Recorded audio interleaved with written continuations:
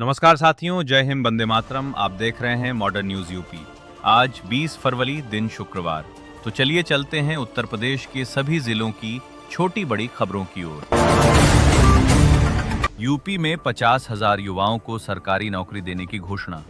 राज्य सरकार ने वर्ष 2026 में विभिन्न विभागों में 50,000 से अधिक पदों पर भर्ती की घोषणा की है। इसमें पुलिस, स्वास्थ्य, शिक्षा और प्रशासनिक सेवाएं शामिल हैं। इससे बेरोजगारी की समस्या कम होने की उम्मीद है।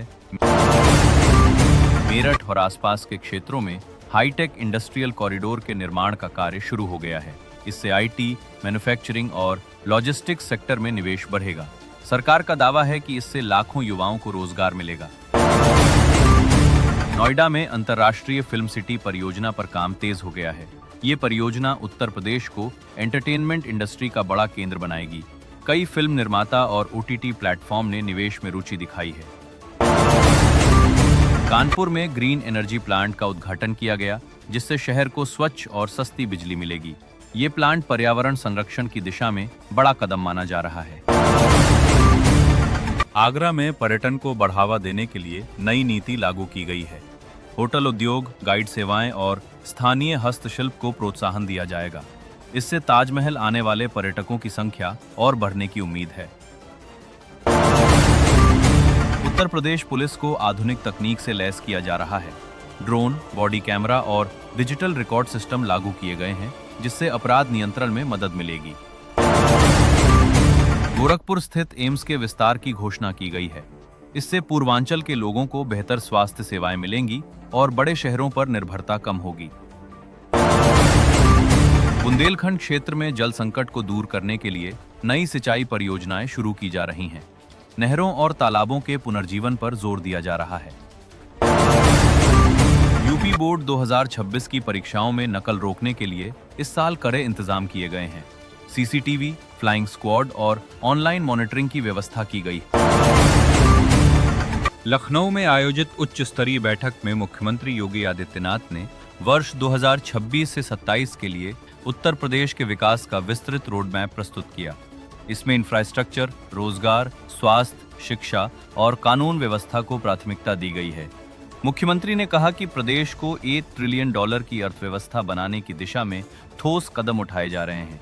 उन्होंने अधिकारियों को निर्देश दिया कि सभी योजनाओं का लाभ अंतिम व्यक्ति तक पहुंचे और भ्रष्टाचार पर सख्ती से रोक लगे। राजधानी लखनऊ में मेट्रो रेल परियोजना के तीसरे चरण को राज्य सरकार से मंजूरी मिल गई है। ये कॉरिडोर शहर के बाहरी इलाकों को मुख्य केंद्र से जोड़ेगा, जिससे रोजाना लाखों यात्रियों को राहत मिलेगी। परियोजना से रोजगार के नए अवसर भी पैदा होंगे और ट्रैफिक जाम की समस्या कम होगी।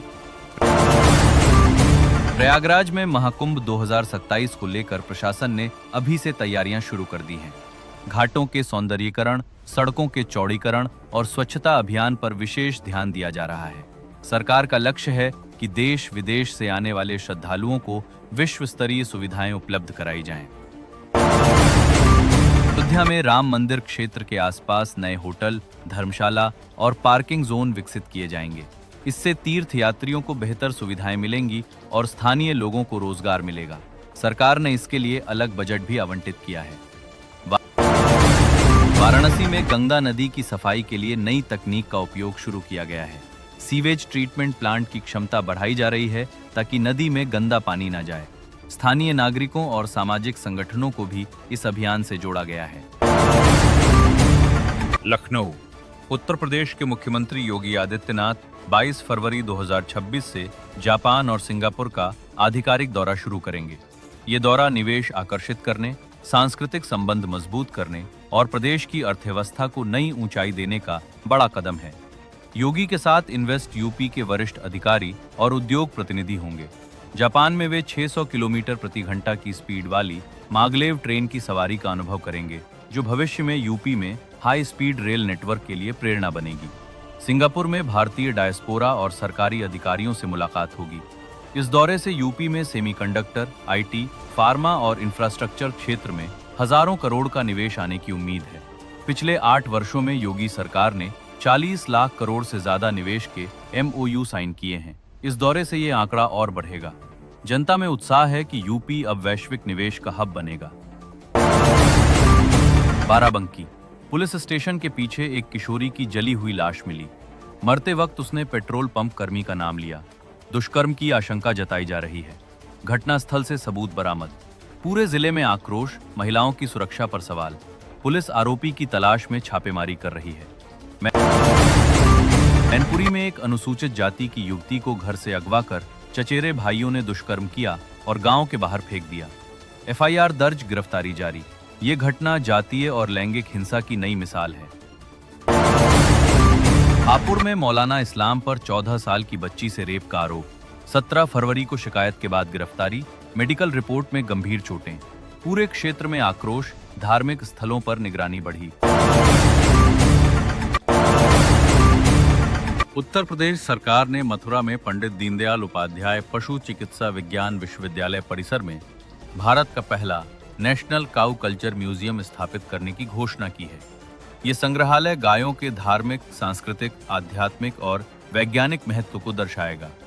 परंपरा और आधुनिक विज्ञान का मिश्रण होगा, जो पर्यटकों और छात्रों के लिए शिक्षा का केंद्र बनेगा।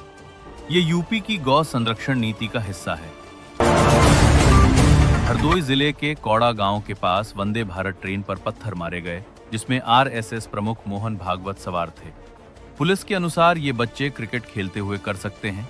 कोई बड़ा नुकसान नहीं हुआ, लेकिन जांच जारी है। ये घटना सुरक्षा चिंताओं को बढ़ा रही है। उत्तर प्रदेश के प्रमुख शहरों लखनऊ, कानपुर आदि में 20 फरवरी को सहरी का समय अलग अलग है। मुस्लिम समुदाय में रमजान की शुरुआत के साथ शुभकामनाएं।